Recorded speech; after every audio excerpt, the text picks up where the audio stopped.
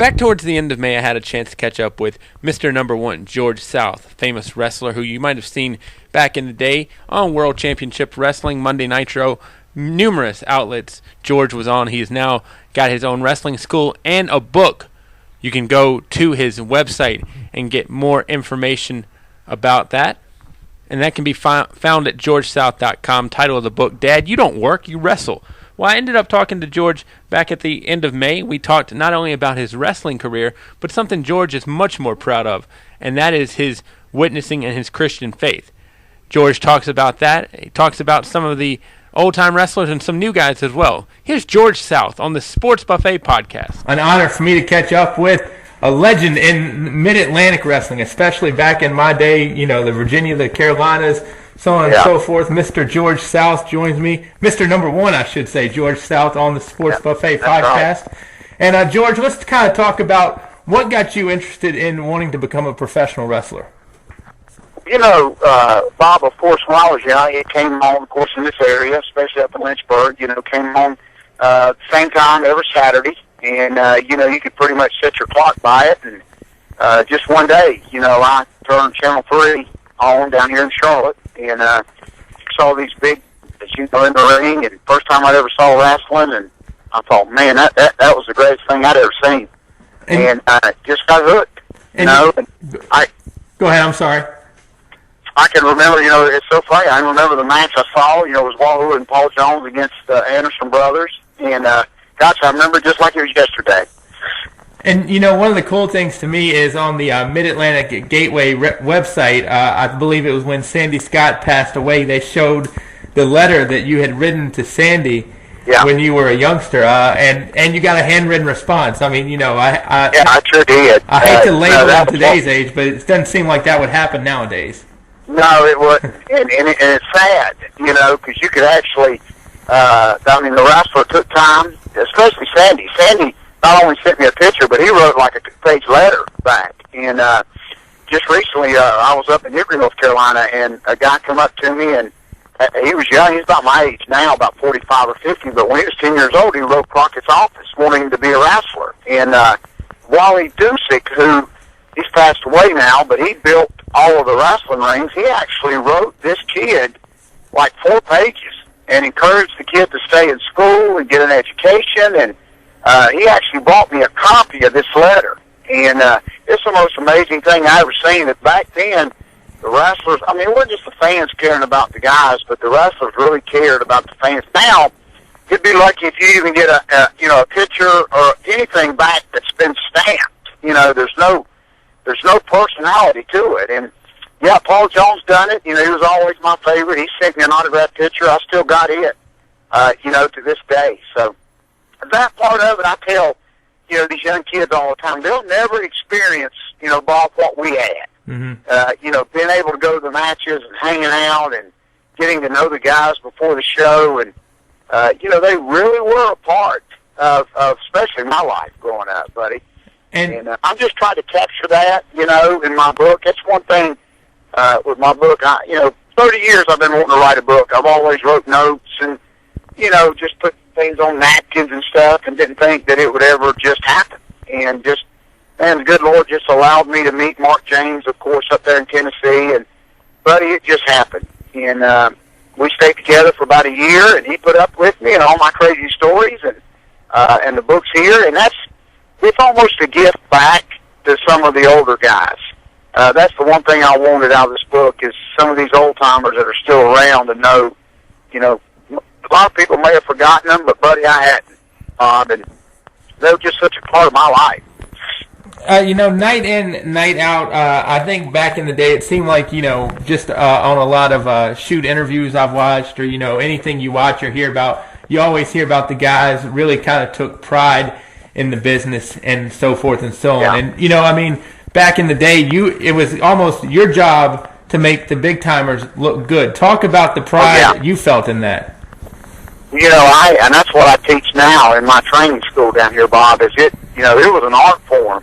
It was, I bought 3 houses, and that's not bragging, but I bought 3 houses, and I never won a match. Mm-hmm. So there was a pride thing that many times I took guys that probably didn't know too much of what they were doing and really made them look. And now, they just throw guys in there. And, I wrestled Ric Flair several times on TV, and fans still come up to me 20, 25 years later and say, we thought for a minute that you were going to win.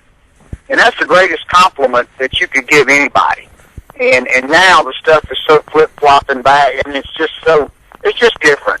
And, they were, back here in Charlotte, a lot of the wrestlers used to live here, in this area, and now they've all moved away or passed away, and it's just, they really were a part. I mean, we didn't have the Panthers, we didn't have, baseball, basketball, or anything.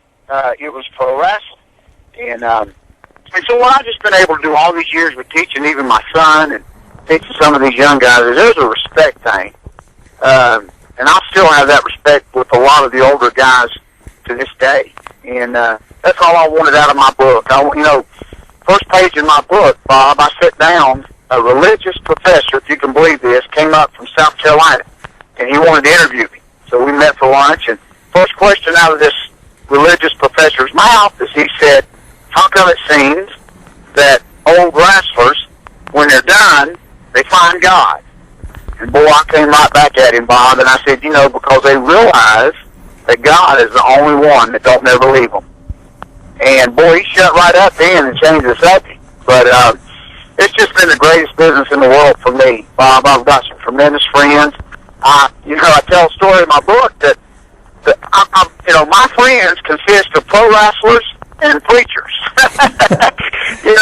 What a wide variety. There's no middle ground. I mean, it's so funny when we wrote that it's true. I mean, I got just wrestler friends and some good preacher friends that have been with me for years, and I just always try to recapture that excitement when I first went to the matches, and just what it was like to sit there. Fans are really missing out. Just because you got 20,000 people in the building don't mean it's right. I know everybody's got to make money, Bob, and I know it's so sponsorships now and contracts But, man, I've taken old high school gym with, Steamboat and Youngblood against Kernodle and Slaughter. I'll take that any day. Well, right? And, one thing that you obviously are not shy about, if anybody checks out your website or knows your story, or I'm sure reads your book too, is, like you've touched on here so far, is your love for the Lord. And kind of going off sort of what that preacher asked you, was it hard to be a Christian in wrestling, especially during the 80s, because a lot of stories you hear are just, how guys were wild, so to speak. That's exactly right. And it was very, very hard. But, I mean, that's why now when people say, don't read your Bible to me, or I'll share a little religious pamphlet track. I've had some done of me wrestling, and it just tells my story in a little comic book form, and I've had people throw them back at me. There's nothing they can do right now. I mean, if you spend 25 years in the dressing room with a bunch of crazy wrestlers, nothing that people do now can affect my relationship with the Lord. And it was hard. I tell people all the time, I'm not Superman. Right. But, I had the same temptations, and I just tried my best to stay grounded in my relationship with the Lord. And you still have the guys that make fun of it. I still got guys to this day. I like to pray with the guys in the dressing room before the matches. And you still have grown men that are making noises, clearing their throats or zipping their bag, anything to distract that prayer. And, it doesn't bother me. I mean, God is the one that they will answer to. And I've never really tried, wrestlers, they either get it or they don't. And there's no middle ground. And I know what Jesus did in my life. And I know I was headed straight to hell. Nobody wants to talk about that, but I was headed straight to hell, wide open. And then there came a time in my life when I had to make a choice. And so all those years in the dressing room, I was the butt of a lot of jokes. I wrote my book the day I wore my John 3:16 trunks out on PBS studio in Atlanta. And buddy, you would have thought I hit somebody's mama. I mean, they stopped taping. They didn't know what to do with it. And what's so amazing about that story, Bob, is I wasn't going to preach. I was going to the ring to wrestle. Right. And they told me, no, take those tights off. What's so funny, I looked around the dressing room, Bob, and this is in the book too. Everybody at that time had something on their tights. Johnny B. Bad was there. You know, the big old lip. We had Diamond Stud with, Stud. Dallas Page had stuff all over his tights, and it was just always amazing to me how they caused such a stink over John 3:16, which I just thought was comical. I don't know how much money they lost by doing that, but when it was all over, I went up to Michael Hayes of the Freebirds. He was a good friend of mine to this day, and I said, man, Michael, I can't believe they caused that much stink over these simple trunks. And I tell you, Bob, he looked right at me and he says, well, George, he said, one day they'll probably try to draw money off of, your Christian witness. And at that time now, this 25 years ago, I thought, there's no way. See, Bob, there used to be two things in wrestling that no promoter would touch as far as a storyline or an angle. That was a man's family, and that was a man's relationship to God. Mm-hmm. Those were two areas that you didn't touch. And boy, they done blow that out of the water. Let me tell you that right now. But at that time, you just didn't mess with those two things because it was important to that individual. And of course, I just stayed strong. I mean, there's been wrestlers before me that have claimed to be Christians, but see what they got to understand, Bob, is I'm not perfect. When Jake Roberts, and I truly believe that Jake Roberts gave his life to the Lord. I saw him probably 5 years after that, and just asking how he was doing. And he looked right at me and he says, you're the first person in 4 years that's asked me that. And what I mean by that, Bob, is, the whole world couldn't wait for Jake to fall off the wagon. Right. It's like, and it really made me mad that nobody, and I agree with Jake. Jake said, I got better friends that would party with me than the Christians would, and as far as being friends. And I understood what he was talking about, because it's like the whole world had him under a microscope and just waiting for Jake to mess up. And see, I really hated that. I mean, when someone falls down, we just need to tell them we'll pray for them. But that, as well as I do, Bob, the good church-going people and Christian people ain't too good at that. Right. And, Jake's not perfect, and you say, well, yeah, but he fell off the wagon and he's back to this and that. I said, listen, give a guy a chance. And anyway, we're talking about Scott. I love Scott Hall to death. I love him more than anything in the world. And love his family. And all I hear is all this stuff about Scott Hall, but not one person, Bob, has said, well, we probably need to pray for Scott. Right. And his family. Right. Ain't that something? I mean, it's like we're all, even me, we're under... what's so amazing, I gave up drinking beer years ago. I mean, I just wish I had the money, Bob, that I spent on beer, but I can't stand the smell of it now. Right. And when I'm around wrestlers, because I love these guys, if they offer me a beer, you wouldn't believe the response that people look at me. And it doesn't matter, if I say no or not. It's just the fact, Bob, we did a show 2 weeks ago, and the sponsor of this event was Budweiser. It was a real wrestling event, and the guy came backstage, and he had probably 500 beautiful T-shirts with Budweiser across the front. And he threw some out to the fans and had a heck of a crowd. But then the night, he was going to throw 400 T-shirts away, brand new. And I asked him if I could have them. And you could have heard a pin drop in that dressing room, Bob. I laughed at it. I laughed then because everybody said, or one guy come up and said, I can't believe you're taking in T-shirts with Budweiser on it. And I said, brother, are you crazy? I said, I got a men's shelter downtown Charlotte. Some of those men hadn't had a clean shirt in probably a year. And I'm gonna tell you, and I took them there. Mm-hmm. But it was so funny that, I tell people all the time, if my Christian faith is not stronger than a T-shirt with Budweiser on it, I'm in trouble. Right. Bob. Right. You know what I'm saying? Right. So I sit back and laugh sometimes. I'll tell you one quick funny story, Bob. I got a meeting of them. Tracy Brooks, who I love to death. She's a very old school girl, but very pretty and just the sweetest girl. And we did a youth rally, Bob, up in Virginia. And this youth pastor was a big TNA wrestling fan. And he wanted Tracy Brooks to just come and make an appearance everybody, loves Tracy, and everybody knows Tracy. So I said, yeah. So we agreed, and as I was taking Tracy up, I had to ask her. I didn't know how to ask it. I said, this is going to be a lot of church folks, a lot of kids, and what I was doing is asking Tracy if she would mind dressing, appropriate. Well, she's cool as can be, and she said, George, you don't have to say anything else. She said, I understand, no problem. So we went up there, had about 500 people, a lot of teenagers, and Tracy made an appearance. She dressed appropriate. The church loved her. The sponsors, the people loved her. But what was so funny, at the end of the night, the youth pastor come up to me, and he said, are you sure that's Tracy Brooks? I said, yeah. He said, well, she's got clothes on. I said, of course. So, so I laugh because sometimes the church can be so straightforward. Well, here's this youth pastor mad at me because I made Tracy Brooks wear clothes, So I sit back and laugh, and everybody loved her, and she was so great. And but I just kind of always tell that story that the youth pastor was mad at me, of all people. So it's been hard, but I'll tell you how things come around, Bob.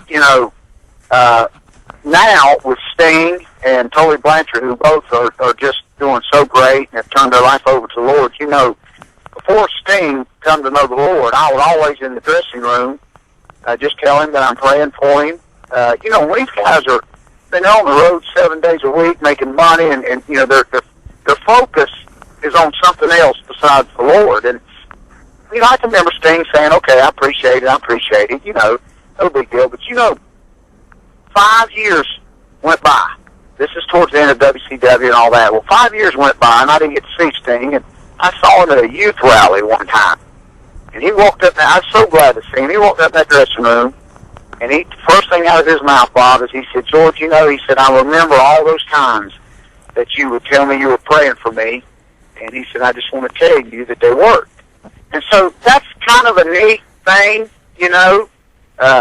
Tully just did a shoot interview, and someone asked him, how did he come to the Lord? He says, well, he said, nobody tried helping me. He said, the only person that ever done anything, he said, George South gave me a tract and invited me to his church one night in the dressing room. And I don't say that to brag, Bob, but I'm saying all those years I've tried to plant, just a little seed in some of these guys, lives. Because I'm telling you, I've made money. I've seen them make more money, Bob, than me and you could ever count, and had everything in the world. And see you're empty. And without that emptiness filled with the Lord, it don't get filled.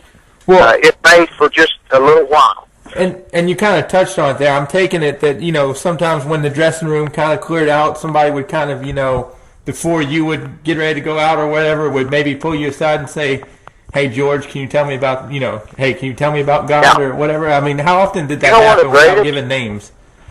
Well, Bob, one of the greatest experiences ever, and I love him to death, is New Jack. Mm-hmm. I mean, I'm talking, Smoky Mountain, ECW, King of Hardcore, and when we were both working for Smoky Mountain, he came up to me one night. I mean, this is New Jack now, and he said, are you a preacher? And I said, well, I go to church, and I love the Lord. And he said, would you mind praying for me? And I said, no, I'd love to. So, and I love that because we all come to that point in our life where, there's got to be something else. And it just takes some of us a little bit longer. And those areas like that, I love. Me and Ted DiBiase, who we look back now and laugh, we were and all this is in my book, we were the first guys ever to actually set up a wrestling ring at a church and do a little wrestling show and then, share our testimonies at the end. This was 20 years ago. We didn't even know what to call it. Now, they've got Christian so-called wrestling federations and, that kind of do the same concept, but the very first person to ever do it was me and Ted. We didn't even know what we're doing. We just wanted to use wrestling and because we both knew what God had done for us. So it's amazing. I went up to Hulk Hogan one time, and first time I'd ever met him, I thought, man, he gets on TV and he says he's, I say my prayers and take my vitamins. I thought, man, if I ever get a chance to meet him, he may punch me in the head, but I'm gonna ask him if that's for real. Right. And not to judge him. I just like to know. Right. So first TV I ever went to, and I don't care if you've been dead 20 years, you know who Hulk Hogan is. Sure. I mean, he's the biggest name in the world. And I followed him around for about 30 minutes. I was nervous. I'd never met him, and he was getting some coffee, and I just went right up to him and introduced myself, and I just asked him. And boy, he looked me right in the face. He's big as, just big as life. And he said, "Yes, I know the Lord." He said, "He's my personal Savior." And he said, "Now, when I get on my knees at night," he said, "I'm the same size as all these little Hulksters." And I believe that. Nobody knows our heart. People say, "Well, look what he's done now, he's doing now." But, only God knows your heart. Right. And that's what, some of my best friends in pro wrestling for many years have probably been some of the wildest. Dirty Dick Murdoch was one of my best friends, and he just loved to have fun. He would have been NWA World Champ at one time, but he just loved to have fun. And, he loved to drink, he loved his beer, but he loved to fight. But, boy, he'd give you the shirt off his back.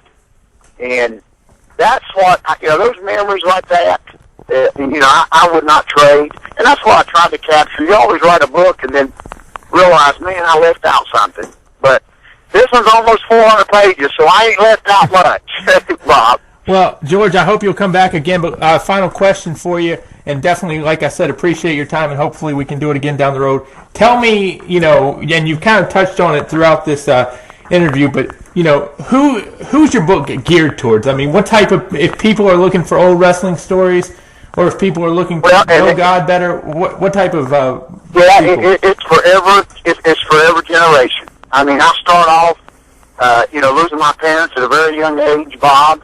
So there's something in there for these kids that don't have a mom and dad. I mean, I got to hear Deion Sanders this past week share his testimony, and he said something I'll never forget. He was preaching to some prisoners that they had brought in to hear him, and he basically said, just because you're not in prison don't mean you're not under bondage. And that's what I've tried to capture with my book, is touch on a little of everything. I mean, you got the young folks that, a lot of kids, a lot of teenagers, especially in school. And I know when I was in school, all I wanted to do was be a pro wrestler. You know what's amazing about people our age, Bob? When you're in school, all you want to do is get out. But when you get out, all you want to do is go back.